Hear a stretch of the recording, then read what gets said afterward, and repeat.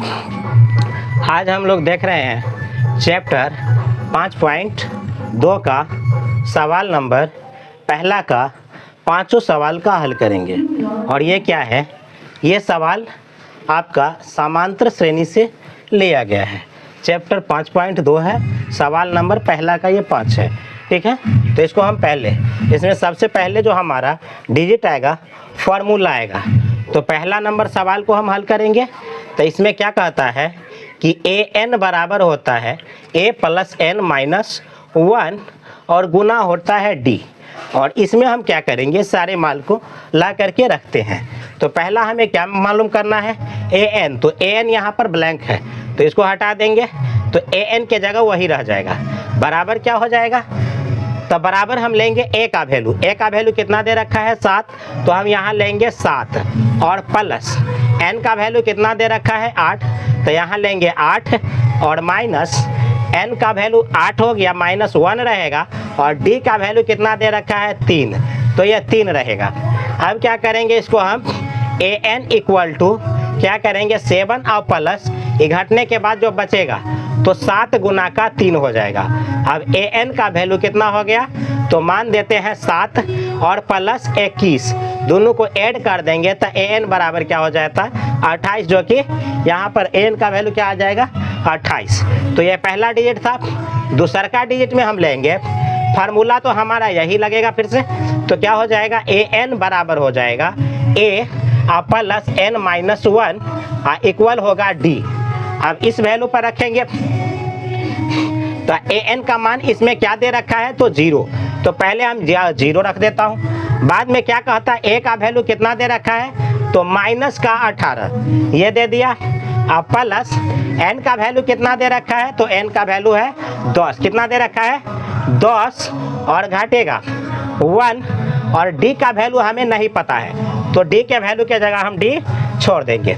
ये माइनस 18 इस तरफ लेके चलेंगे तो ये 18 में बदल चुका है, और बराबर ही घटने के बाद 9D हो चुका है, और इससे हम इसको काट देंगे तो D का वैल्यू इक्वल क्या आ जाएगा 2, जो कि हमारा आंसर है।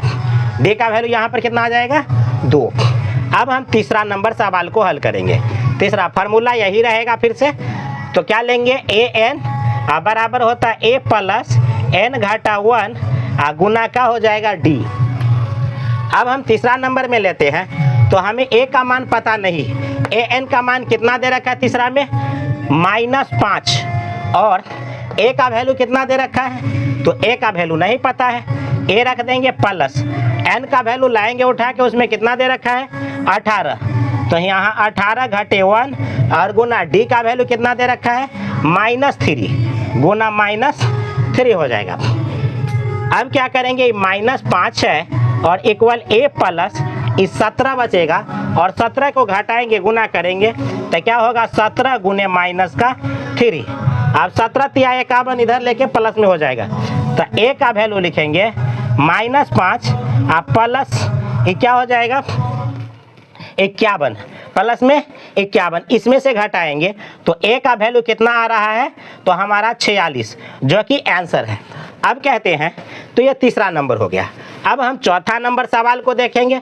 ये चौथा नंबर सवाल हो रही है। चौथा नंबर सवाल क्या कहता है, ये वाला, ठीक है। तो इसमें हमारा क्या दे रखा है, फार्मूला तो यही फिर से यूज करेंगे। क्या लेंगे, ए एन बराबर होता है ए प्लस एन घटा 1 गुना हो जाएगा डी, ये मान रहेगा। अब ए एन के जगह पर क्या भरना है, तो ए एन के जगह पर हमें मालूम क्या है, माइनस का ए एन यहाँ हो जाएगा 3.6, तो 3.6 लेंगे, और इक्वल ए का मान कितना दे रखा है 18, तो यहाँ हम लेंगे 18, जो कि माइनस में है, ठीक। और प्लस क्या लेंगे एन का वैल्यू, तो एन का वैल्यू क्या हो जाएगा, एन का वैल्यू दे रखा है नहीं, छोड़ देंगे उससे, एन का वैल्यू, और डी का वैल्यू कितना दे रखा है 2.5, तो यहाँ गुना दे देंगे 2.5 का। अब क्या करेंगे, इस 18 को इधर लाएंगे, इधर माइनस इधर आके प्लस में बदल जाएगा, तो हम 3.6 प्लस 18 लेंगे, इक्वल क्या हो जाएगा, यहाँ n-1 और गुना 2.5 हो जाएगा। अब यहाँ लाएंगे, दोनों को जोड़ेंगे, 18 3 21, कितना हो जाएगा 18 3 21, यहाँ लेंगे 21 पॉइंट का 6 हो गया।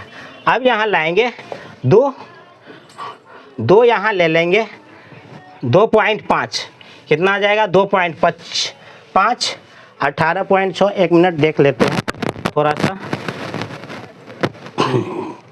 डिजिट में।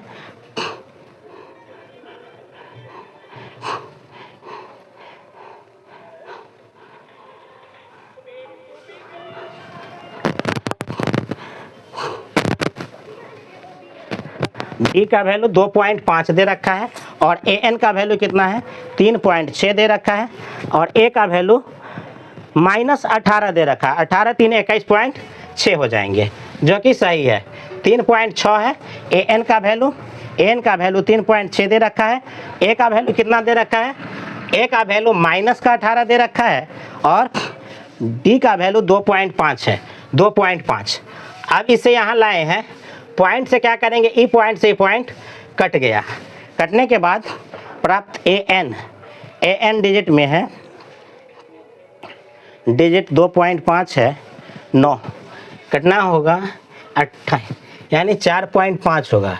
एन का वैल्यू कितना हो जाएगा 4.5, यहाँ पर हो जाएगा एन वैल्यू 4.5 दे रखा है। इसमें दोनों को जोड़ेंगे तो कितना हो जाएगा 18 3 21 4, यहाँ हो जाएगा 22.5 और बट्टा का 2.5 काटेंगे, कटेगा तो एन का वैल्यू क्या हो जाएगा 1 हो जाएगा।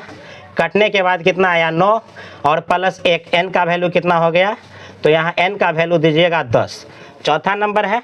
अब हम 5वां नंबर सवाल को देखते हैं।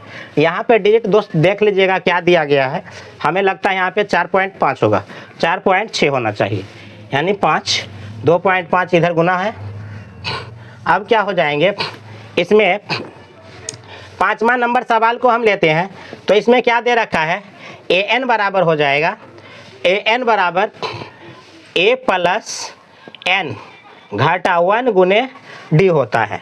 अब इसमें मान भरिएगा, ए एन का वैल्यू कितना दे रखा है, ए एन का वैल्यू ब्लैंक है तो हम ए एन ऐसे छोड़ देंगे। ए का वैल्यू कितना दे रखा है 3.5 तो हम यहाँ 3.5 लिखेंगे, प्लस एन का वैल्यू कितना दे रखा है 105 तो 105 और घाटा 1 गुना डी का वैल्यू क्या है 0 है तो गुना कर देंगे 0 और कोई भी अंक से 0 में गुना करेंगे तो 0 हो जाएगा। तो ऑलरेडी ए एन बराबर क्या हो जाएगा 3.5 घटेगा तो क्या हो जाएगा प्लस 104 गुना 0, 0 से गुना होगा तो 0 हो जाएगा। तो ए एन का वैल्यू कितना हो जाएगा 3.5 जो कि आंसर हो जाएगा। तो इस सवाल को देख लीजिएगा एक बार।